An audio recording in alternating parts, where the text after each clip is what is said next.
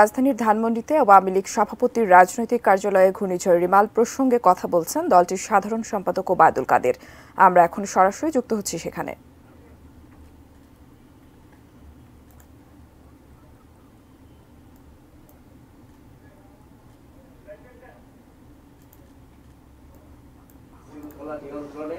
কতটা দক্ষতার পরিচয় দিতে পারেনি আপনার মন্তব্য?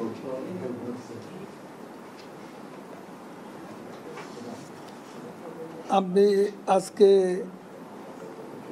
আমি এই প্রশ্নটার জবাব দিলে এটাই হবে আজকের প্রেস কনফারেন্সের হেডিং। আমি ওই প্রসঙ্গে আজকে যেতে চাই, এগুলো আগামীকাল বলব। আজকে এ পর্যন্তই। আপনাদের যে এই এখনকার যে ঘূর্ণিঝড় পরবর্তীতে আপনাদের দলীয় কি প্রস্তুতি রয়েছে? দলকে আমরা প্রস্তুত, দলের প্রাইম মিনিস্টার যখন যাবেন তখন আমাদের অনেকেই যাবে, তিনি আমাদের সভাপতি। আমাদের যে বিভাগীয় টিমগুলো তারা যেখানে যেখানে ক্ষতিগ্রস্ত হয়েছে সেই সব এলাকার খোঁজখবর নিচ্ছেন এবং তারাও আবহাওয়ার উন্নতি হলে ওইসব এলাকা পরিদর্শনে যাবেন, ক্ষতিগ্রস্ত মানুষকে সাহায্য সহায়তা করবেন।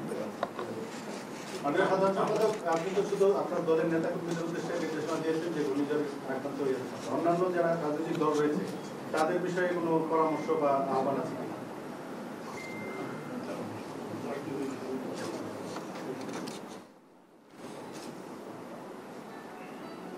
তারা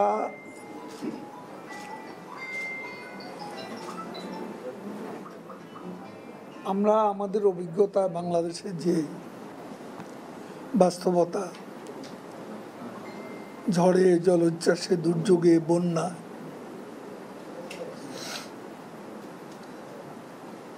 এসব দুর্যোগপূর্ণ পরিস্থিতি মোকাবিলায় বিএনপির কথাই আমি বলি, বিএনপি